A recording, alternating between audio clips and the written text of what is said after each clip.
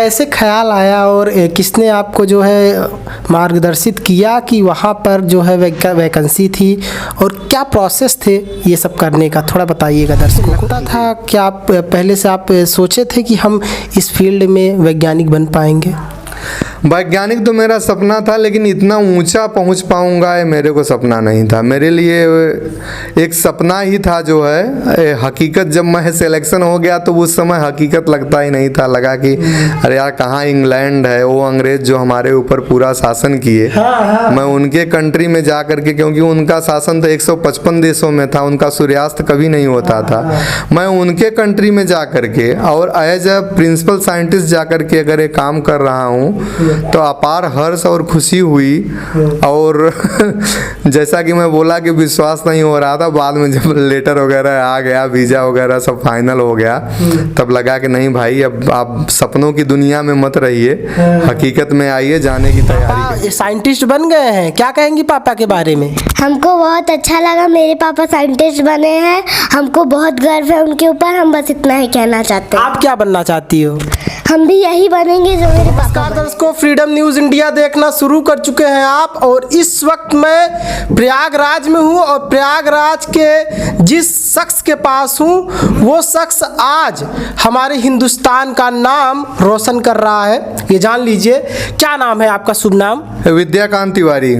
अच्छा, आपका जो अभी हुआ है इंग्लैंड में साइंटिस्ट, चीफ साइंटिस्ट के पदवी पर इनको नियुक्त किया गया है इंग्लैंड में, और आप जो रिसर्च करेंगे किस तरह का रिसर्च होगा?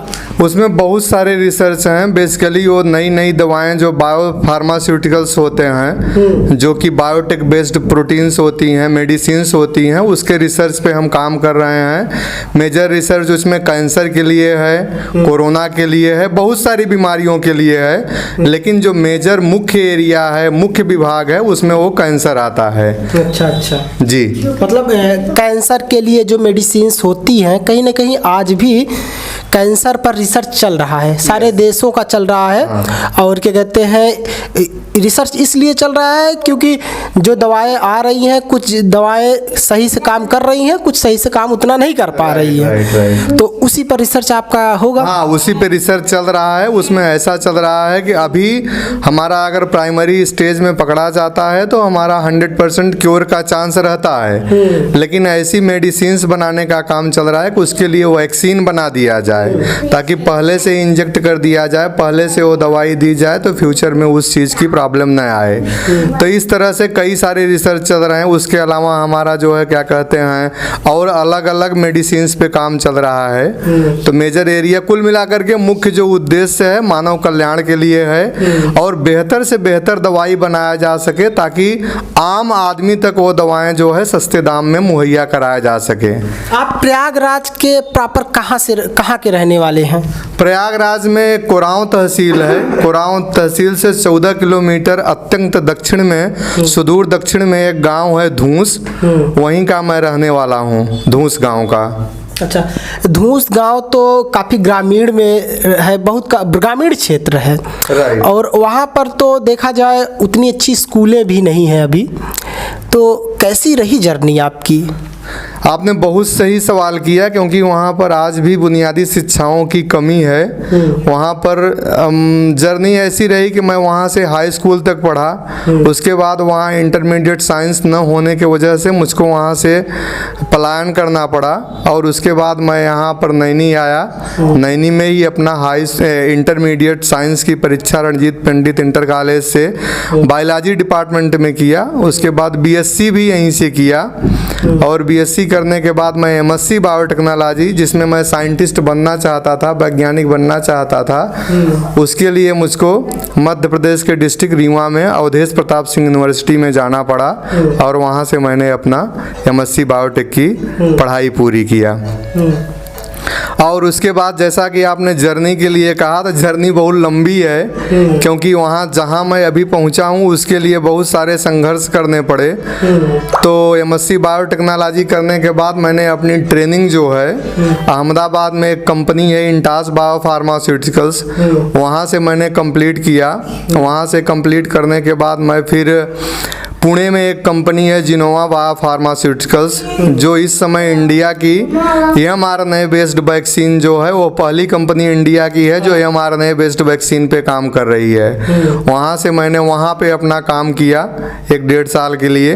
उसके बाद फिर मैं मुंबई में काम किया, US विटामिन करके है। इस तरह से कई सारी कंपनियों में काम करने के बाद, कई सारे शहरों में काम करने के बाद फाइनली मैं जो है बहुत दिन से विदेश के लिए सोच रहा था। ये सोच रहा था कि लोग वहाँ जो काम करते हैं आउट ऑफ कंट्री, उनके रिसर्च में और हमारे रिसर्च में क्या अंतर है, इस चीज़ की तलाश में बहुत दिन से मैं प्रयासरत था।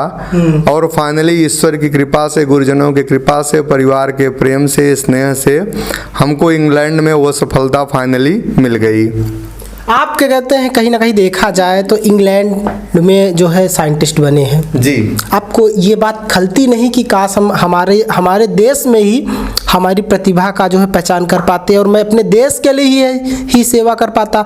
नाम तो होगा, हमारे हिंदुस्तान का नाम होगा, आप अपने इंडिया को भी वहाँ पर जाकर रिप्रेजेंट करेंगे, लेकिन कहीं ना कहीं आपको ये बात खलती है कि काश मैं अपने हिंदुस्तान में ही रह करके चीफ साइंटिस्ट के पदवी पर काम करता होता। बहुत सही आपने सवाल किया। मुझको ये बात खलती भी है, नहीं खलती है, क्योंकि मैंने यहाँ पर पहले शुरू में नहीं गया, 12 साल तक अपने देश की सेवा किया। 12 साल तक विभिन्न कंपनियों में काम करने के बाद यह मेरे मन में आया कि हमको कुछ नई चीज़ें ऐसा सीखें, वहाँ से सीख करके आएँ जो भारत में अपने देश में ही उस चीज़ को लागू करें ताकि और बेहतर से बेहतर हो सके।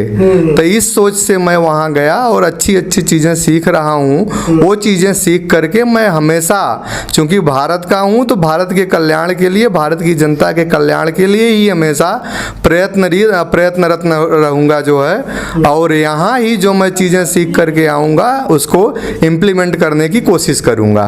अच्छा, आप जिस पढ़ाई के दौरान आपकी शादी भी हुई? नहीं, पढ़ाई पूरी हो गई थी। जब मेरा मुंबई में था उस समय मेरी शादी हुई थी 2012 में। अच्छा। और उस समय पढ़ाई नहीं थी मेरी, पढ़ाई पूरी होकर के मैं नौकरी में आ गया उस था। वक्त आप MSc कर चुके थे? MSc कर चुका था मैं, इंडस्ट्री ज्वाइन कर दिया था, दवा के रिसर्च में आ गया था जो है।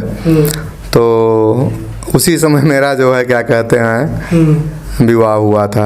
ये दिखा दीजिए सुशील जी, दिखा दीजिए। वाइफ भी बैठी हुई है और क्या कहते हैं, इनसे भी पूछते हैं कैसा लग रहा है इनको, क्योंकि आज हस्बैंड जो है काफ़ी ऊंची सफलता पा चुके हैं। क्या कहेंगी पति के बारे में आप? मुझे बहुत गर्व है कि नाम बता दीजिए अपना। मेरा नाम रंजना तिवारी है। ये मेरे पति, मुझे बहुत अच्छा लगा कि वो इस पद पे पहुँचे सब लोगों के सहयोग से, तो मुझे अच्छा लगा। वैज्ञानिक बहुत बड़ी पदवी होती है, इंजीनियर, डॉक्टर जो यूज करते हैं दवाएं, इंजेक्शंस वगैरह वगैरह, सारे वैज्ञानिक ही रिसर्च करते हैं उसके। यस। कहीं ना कहीं वैज्ञानिक बने हैं, बहुत बड़ी पदवी पाए हैं, तो इसको आप किस तरह से देखती हैं? बहुत अच्छे तरीके से, मतलब ये लगता है कि सब लोग खुश हैं, हम लोग भी उसमें खुश हैं। मुझे अच्छा लगा कि वो इस पद पे पहुँचे हैं। और आपके माता पिता का क्या रिएक्शंस है इनके जब सफल हुए हैं? तो सबको अच्छा लगा, वो लोग भी खुश हैं, बहुत बधाइयाँ दिए। सब लोग अपना अपना प्यार स्नेह सब उसमें सम्मिलित हुए आके। बस इतना। ये बच्ची है, क्या नाम है आपका? मेरा नाम है शैलजा तिवारी। अच्छा। पापा साइंटिस्ट बन गए हैं, क्या कहेंगी पापा के बारे में? हमको बहुत अच्छा लगा, मेरे पापा साइंटिस्ट बने हैं, हमको बहुत गर्व है उनके ऊपर। हम बस इतना ही कहना चाहते हैं। आप क्या बनना चाहती हो? हम भी यही बनेंगे जो मेरे पापा बने हैं। ये जान लीजिए, बच्ची भी काफ़ी खुश है और बच्ची का भी कहना है हम भी यही बनेंगे जो पापा बने हैं। और बच्ची बहुत खुश है आपकी कि पिताजी हमारे जो है साइंटिस्ट बन गए हैं और हम भी साइंटिस्ट बनेंगे। क्या साइंटिस्ट उनको भी बनाएंगे आप? उसकी सोच है तो उसके सोच में हम हेल्प करें, ये मेरा कर्तव्य है जो है क्या कहते हैं, कोशिश करेंगे। लेकिन इतना है कि जो वो चाहेगी उस फील्ड में हम लोग मदद करेंगे उसको, ताकि उसके सपनों को साकार किया जा सके। और इसलिए वो बहुत खुश है कि बहुत सारे सीरियल्स देखती है तो उसमें साइंटिस्ट के बहुत सारे रोल रहते हैं। एक वो मोटू पतलू कार्टून देखती है तो उसमें डॉक्टर झटका साइंटिस्ट हैं। तो इस तरह से देख करके बहुत वो खुश होती थी क्या कहते हैं। तो उसको फिर बाद में लगा कि मैं तो रियल साइंटिस्ट हूँ, वो वाला साइंटिस्ट नहीं हूँ। तो वो सुन करके सी इज़ वेरी हैप्पी, और उसको जो है क्या कहते हैं काफ़ी अच्छा लग रहा है। उसको ही नहीं, मेरे पूरे परिवार को काफ़ी अच्छा लगा। स्पेशली मेरे पिताजी तो नहीं हैं, लेकिन उनकी याद करता हूँ, क्योंकि वो जब मैं बचपन में पढ़ रहा था उसी समय हस्तरेखा विशेषज्ञ थे। तो देखे तो बोले कि तुम्हारे जो है क्या कहते हैं कुंडली में विदेश योग बनता है। अच्छा। तो उस समय तो लगता था कहाँ विदेश, हम यहाँ धूस गांव में अभी हाई स्कूल पढ़ रहे हैं, यहाँ पास हो जाएं वही एक सपना था। तो विदेश योग बोले थे, लेकिन आज वो जहाँ भी हैं, मेरी आवाज़ अगर उन तक पहुँच रही है तो मैं अपने तहे दिल से उनका आभार व्यक्त करता हूँ। प्रसन्नता है कि आज वो उनका सपना साकार हुआ और आज मैं विदेश में हूँ जो है। पापा ने पहले से मतलब भविष्यवाणी कर दिया था कि विदेश योग दिख रहा है आपको। हाँ, कि तुम्हारे हस्तरेखा में कुंडली में, हमारे घर में बड़े भैया हैं हरिकृष्ण तिवारी जी, उनकी बहुत सारी ज्योतिष की किताबें हैं जो चलती हैं। तो वो भी ज्योतिष पिताजी से ही सीखे। तो पिताजी हस्तरेखा देख करके बोल दिए थे कि तुम्हारे हस्तरेखा में विदेश योग बनता है। आपको उस वक्त भरोसा हो रहा था कि सच बोल रहे हैं कि नहीं, सच होगा भी या नहीं? देखिए, भरोसा तो नहीं था, लेकिन उनकी बात झूठी भी नहीं लग रही थी। तो वो लग रहा था कि आज तो नहीं, लेकिन वो डेट नहीं बताए थे, कभी न कभी सपना पूरा होगा। तो लग रहा था कि हो सकता है उस डायरेक्शन तक, वहाँ तक पहुँचूँ। झूठा नहीं था, लेकिन मुझको भरोसा था कि आज नहीं तो देर सबेर कभी न कभी वो सपना साकार हो सकता है जो है। प्रयागराज का कोई लड़का इससे पहले वैज्ञानिक बना है किसी फील्ड में? हाँ, प्रयागराज के बहुत सारे लड़के हैं, मैं पहला नहीं हूँ जो है क्या कहते हैं, लेकिन जहाँ पर मैं हूँ अभी इंग्लैंड में उस बाहर। हाँ, तो वहाँ पर अभी मैं अकेले हूँ जो है क्या कहते हैं। अब उसमें मेरी सारी शुभकामनाएं हैं कि मेरे साथ लोग आए जुड़े, और जो हो सकेगा मैं उनको मार्गदर्शन भी करूँगा।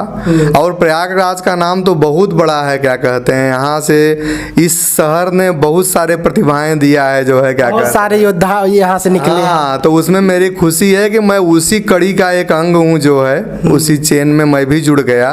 तो मेरे लिए गौरव की बात है, क्योंकि शहर के लिए छोटी चीज़ होती है, लेकिन मैं जहाँ से बिलोंग करता हूँ इतने सुदूर ग्रामीण अंचल से, इसलिए मुझको बहुत अपार खुशी है कि उस गांव से होकर के मैं वहाँ तक पहुँचा। तो मेरे लिए एक बहुत बड़ी उपलब्धि है जो है। अच्छा, लोग इंजीनियर डॉक्टर बनना पसंद करते हैं। अपने यहाँ के जो हैं माता पिता भी कहेंगे इंजीनियर डॉक्टर बनो, और बेटे जब थोड़ा बड़े होंगे उनके अंदर सिर्फ और सिर्फ इंजीनियर डॉक्टर बनने का सपना आता है। और ये मैं कभी भी नहीं देखता कि वो बच्चे कुछ बोले कि साइंटिस्ट बनना है हमको, कोई नहीं बोलता। तो क्या वो जानते नहीं इसलिए नहीं बनना चाहते, या फिर क्या कहते हैं खुद उनकी मर्ज़ी होती है, या फिर उनको दिखा दिया गया है कि जो है डॉक्टर और क्या कहते हैं इंजीनियर ही सबसे बड़े हैं? बहुत सही सवाल आपका, उसका आंसर भी आपने सही दिया। आपने ही दिया कि उनको दिखा दिया गया है। उनको जनरली जो घर में गाइड किया जाता है वो यही गाइड किया जाता है कि सबसे बड़े डॉक्टर, इंजीनियर या तो सिविल सर्विसेज हैं उसमें आप जाओ। तो एक तरह से बच्चों की जो इच्छाएं होती हैं उसका जो है दमन किया जाता है। अगर वो साइंटिस्ट बनना भी चाहते हैं तो बोलते हैं नहीं, उसमें कुछ नहीं है, बहुत बड़ी पढ़ाई करनी पड़ेगी, बहुत लंबा समय लगेगा। और इस तरह से कहीं न कहीं मार्गदर्शन की कमी है। दूसरा, उसमें कहीं न कहीं जागरूकता की कमी है कि बच्चों को बताना चाहिए कि साइंटिस्ट का भी अहम रोल है समाज के लिए, देश के लिए। इसलिए यह हमारा गार्जियंस की भी ड्यूटी है कि उनको सही से गाइड। मैं ये नहीं बोलता हूँ कि डॉक्टर और इंजीनियर खराब हैं, क्योंकि डॉक्टर जो है सेकंड गॉड कहा जाता है उनको, भगवान के बाद उनका ही नाम आता है। तो मैं ये नहीं बोलता हूँ कि कोई भी पेशा खराब है, चाहे जो भी पेशा है वो सब अपने अपने जगह समाज में महत्वपूर्ण है, कहीं न कहीं उनका रोल है। लेकिन उस पेशे में से वैज्ञानिक का जो पेशा है उसको भी बच्चों को थोड़ा बताना चाहिए, उनका मार्गदर्शन करना चाहिए और बताना चाहिए कि ये भी बहुत बड़ी उपलब्धि है। जैसे आप देखेंगे आज इसरो हमारा देश में सबसे बड़ा इंस्टीट्यूट है इसरो, वहाँ पे कौन काम करता है? साइंटिस्ट ही काम करते हैं, वैज्ञानिक काम करते हैं क्या कहते हैं। तो कहीं न कहीं हमारे देश के विकास के लिए, विश्व के विकास के लिए वैज्ञानिकों का भी अभिन्न योगदान है। तो अच्छा, आप अभी किस फील्ड में हैं, किस फील्ड में आप जो है बने हैं चीफ साइंटिस्ट? मैं प्रिंसिपल साइंटिस्ट जो है बायोटेक्नोलॉजी एक होता है जैव प्रौद्योगिकी, जो कि बहुत ही एडवांस डिपार्टमेंट है साइंस एंड टेक्नोलॉजी का, क्योंकि साइंस एंड टेक्नोलॉजी बहुत ब्रॉड टर्म हो गया। उस अम्ब्रेला के अंडर में बहुत सारे विभाग आते हैं, तो उसमें भी एक है बायोटेक्नोलॉजी जैव प्रौद्योगिकी। और बायोटेक्नोलॉजी में बहुत सारी शाखाएं हैं, जैसे टिश्यू कल्चर हो गया, आपने बोला ब्रीडिंग हो गया, तो उसमें से जो सबसे एडवांस है वो है क्या कहते हैं बायो फार्मास्यूटिकल्स, मतलब बायोटेक्नोलॉजी के माध्यम से जैव प्रौद्योगिकी के माध्यम से नई नई दवाओं का रिसर्च, उसको रिकम्बिनेंट डीएनए टेक्नोलॉजी भी बोलते हैं। तो उसके माध्यम से मैं अभी जो काम कर रहा हूँ बायो फार्मास्यूटिकल्स में काम कर रहा हूँ। ऐसी दवाएं जो जीवाणुओं को लेकर के, बैक्टीरिया को लेकर के और सारे एनिमल्स को लेकर के बनाई जाएं, मैं उसमें अभी कार्यरत हूँ। जो कैंसर का जो इलाज ढूंढा जा रहा है, कहीं ना कहीं अभी भी इस पर रिसर्च चालू है वैज्ञानिकों का, इस पर कैंसर पर सबसे अच्छी और परफेक्ट जो है दवा की खोज ही करना ही कहीं ना कहीं ये जो है इस पद पर आपका हुआ है। हाँ, क्योंकि अभी मैक्सिमम जो सबसे ज़्यादा मौत हो रही हैं कैंसर की वजह से हो रही हैं। तो बहुत सारी कंपनियां ये सोच रही हैं कि अच्छी, देखिए दवाएं हैं मार्केट में अभी भी, लेकिन वो एक तरह से ट्रीटमेंट के लिए हैं, न हो उसको रोकने के लिए नहीं है। तो बहुत सारे वैक्सीन्स का रिसर्च चल रहा है, बहुत सारी दवाओं की खोज चल रही है, क्योंकि सबसे बड़ा चैलेंज आज डॉक्टर के लिए, वैज्ञानिक के लिए कैंसर ही है। अगर उस पर काबू पा लिया गया, जिस तरह से वैक्सीन अदर बीमारी के लिए है, जैसे कोरोना की वैक्सीन है, बहुत सारी के लिए है, तो उस पर प्रयास है कि अच्छे से अच्छे जो है क्या कहते हैं दवाओं की खोज हो। अभी हम लोग जिस दवाओं पे काम कर रहे हैं वो नॉर्मल दवाओं से लाख गुना अच्छी हैं, उसको बाई स्पेसिफिक एंटीबॉडी बोलते हैं। वो जो नॉर्मल दवाएं काम करती हैं उसका 2 गुना 3 गुना और फास्ट काम करती है कैंसर को किल करने के लिए। तो इस तरह से हम लोगों का पूरी टीम का प्रयास है कि अच्छे से अच्छे उसको जो है क्या कहते हैं रूप में विकसित किया जाए, ताकि कम दाम में गरीब मरीजों को भी उपलब्ध कराया जा सके। आप जो साइंटिस्ट बने हैं, दवाओं का खोज होगा, मेडिसिन जो भी खोज किया जाएगा उस पर जो रिसर्च होगा, पूरी दुनिया लाभान्वित होगी उससे कहीं ना कहीं, क्योंकि दवाएं जो आती हैं फॉरेन से भी कुछ दवाएं आती हैं और हमारे इंडिया में भी जो दवाएं बनती हैं कहीं ना कहीं इंपोर्ट और एक्सपोर्ट होता रहता है दवाएं। तो इससे तो जो है संपूर्ण मानव कल्याण का जो है के लिए है, और ये नहीं है कि आपका जो है इंग्लैंड में ही हुआ है, लंदन में ही हुआ है, वहीं पर आप वैज्ञानिक बने हैं तो वहीं के लिए काम करेंगे, आप संपूर्ण मानव के लिए काम करेंगे ना, ऐसा है? आपने राइट। हाँ, ये आपका बहुत सही सवाल है कि हम अगर वहाँ रिसर्च कर रहे हैं तो ऐसा नहीं है कि वहाँ पे किसी चीज़ का खोज होगा तो सिर्फ वो यूके के लिए है। वहाँ से जो खोज होगा ऐसा नहीं है कि जो भारत में हम दवाएं यूज़ कर रहे हैं सिर्फ भारत की हैं। जैसा आपने हैदराबाद में सुना होगा कि एक जीन की प्रॉब्लम थी एक बच्चे को, उसके लिए 16 करोड़ का एक इंजेक्शन लाया गया था। वो स्विट्जरलैंड में एक कंपनी है जो है नोवार्टिस करके, वो मेडिसिन को लाया गया था। अगर वो दवा की खोज न होती तो शायद उसका जो है इलाज न हो पाता। तो आपने बहुत सही कहा, अगर मैं वहाँ रिसर्च कर रहा हूँ तो पूरे विश्व के लिए काम कर रहा हूँ, मानव कल्याण के लिए काम कर रहा हूँ। अगर वहाँ पे किसी चीज़ की खोज होती है तो मैं श्योर हूँ, निश्चिंत हूँ कि वो हर जगह के लिए कारगर होगी। अच्छा, ये बताइए, क्या आपको लगता था, क्या आप पहले से आप सोचे थे कि हम इस फील्ड में वैज्ञानिक बन पाएंगे?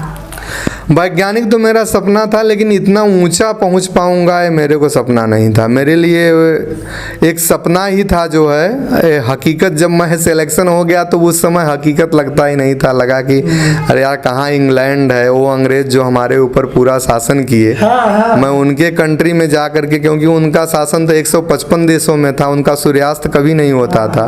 मैं उनके कंट्री में जा करके और एज अ प्रिंसिपल साइंटिस्ट जा करके अगर ये काम कर रहा हूँ तो अपार हर्ष और खुशी हुई।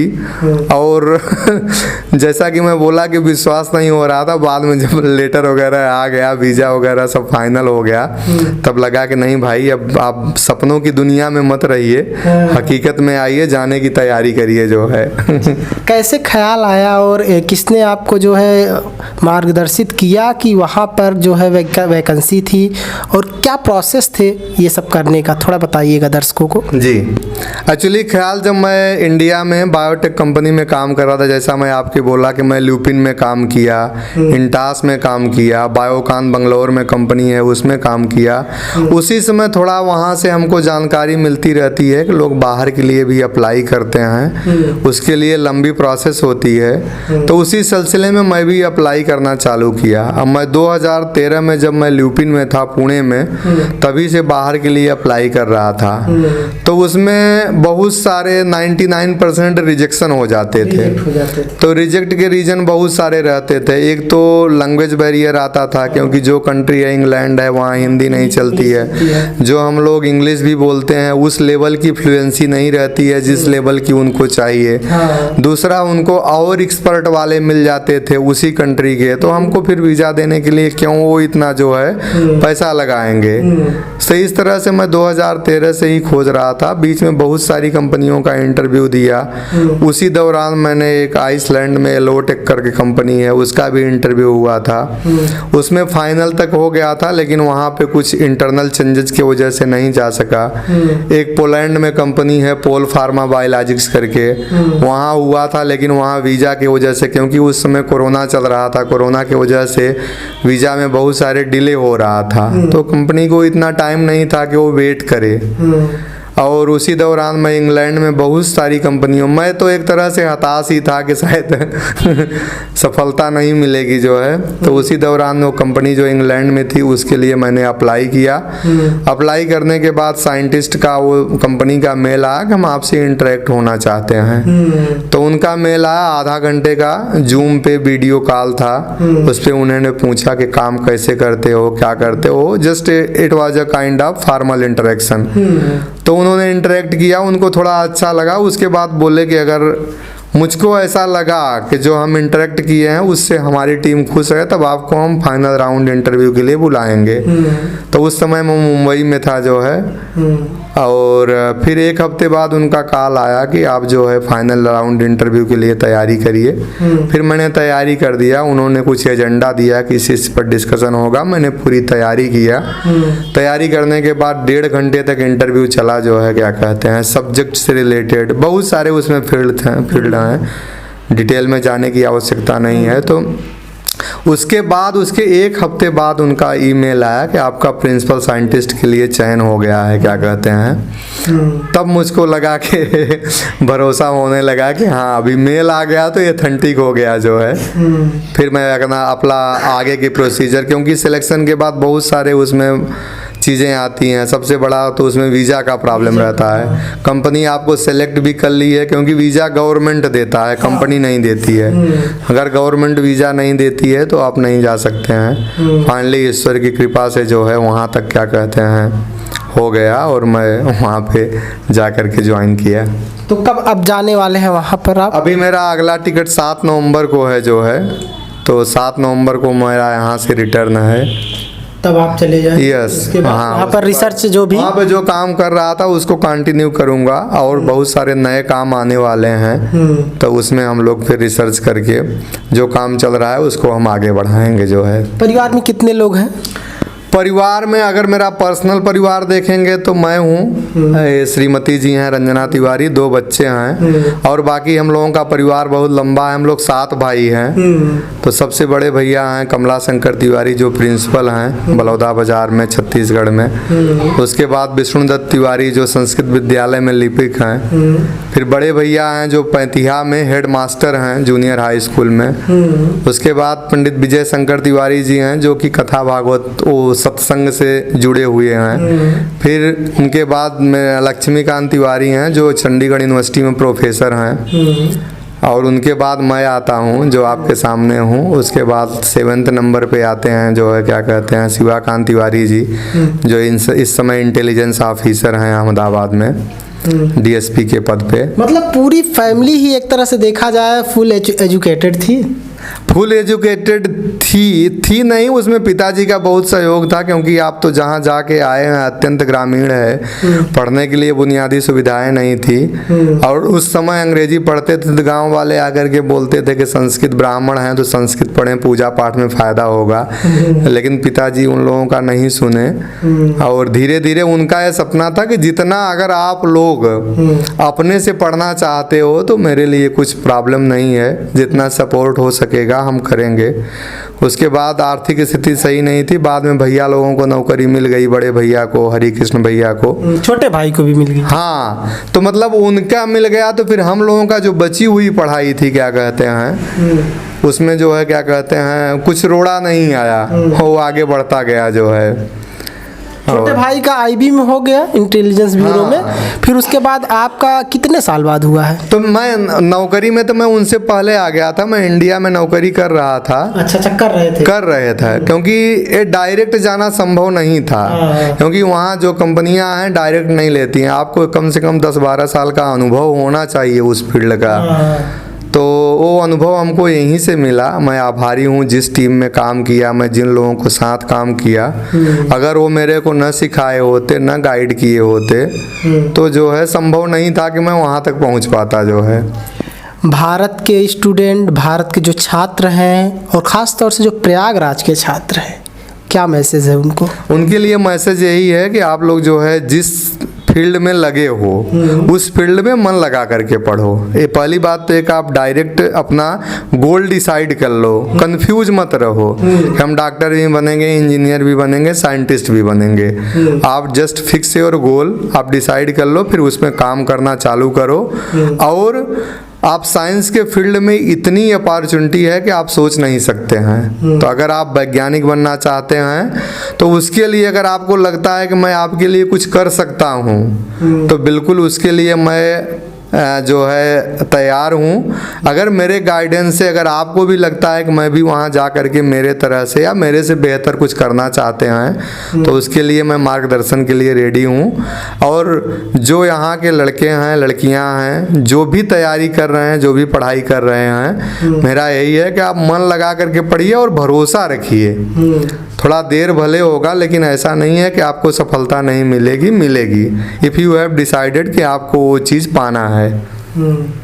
ये जान लीजिए दर्शकों, जो वैज्ञानिक होते हैं उनके ऊपर निगाहें टिकी रहती है, आम जनता की टिकी रहती है कि हमारे लिए, हमारे देश के लिए क्या रिसर्च करने वाले हैं। तो आप इस जो है फील्ड को भी, वैज्ञानिक बनने का सपना को भी आप साकार कर सकते हैं, बन सकते हैं वैज्ञानिक भी। ऐसा नहीं है कि सिर्फ और सिर्फ आप इंजीनियर, डॉक्टर ही बन करके देश सेवा कर सकते हैं। इंजीनियर, डॉक्टर के अलावा अगर आप वैज्ञानिक बन गए तो देश का जो सेवा होगा वो सबसे अच्छे से कर पाएंगे। वो और अच्छे से इसलिए कर पाएंगे क्योंकि जो वैज्ञानिक होते हैं वो काफ़ी बड़े बड़े रिसर्च करते हैं, चाहे वैज्ञानिक दवाओं की कैटेगरी में, बायोटेक की डिपार्टमेंट में, या फिर क्या कहते हैं और भी जो संस्था है जो हमारे देश में जो रिसर्च करती है, या फिर कहें स्पेस एजेंसियां हैं, वो उस तरह से आप काम कर सकते हैं। ये इंटरव्यू देखकर आपको काफ़ी सीख मिला होगा, हमें उम्मीद है। बहुत बहुत बधाई हो आपको पुनः एक बार हमारे फ्रीडम न्यूज़ इंडिया की तरफ से, हमारे तरफ से और समस्त भारतवासियों की तरफ से बहुत बहुत धन्यवाद जी। बहुत बहुत शुक्रिया आपका जो है। और मेरा यह उद्देश्य है कि आप मेरे मैसेज को, जो बच्चे ग्रामीण इलाके से हैं वहाँ तक आप पहुँचाने का कष्ट करें, और मेरे तरफ से जो मार्गदर्शन हो सकेगा मैं उसके लिए हमेशा तत्पर रहूँगा। बहुत बहुत धन्यवाद।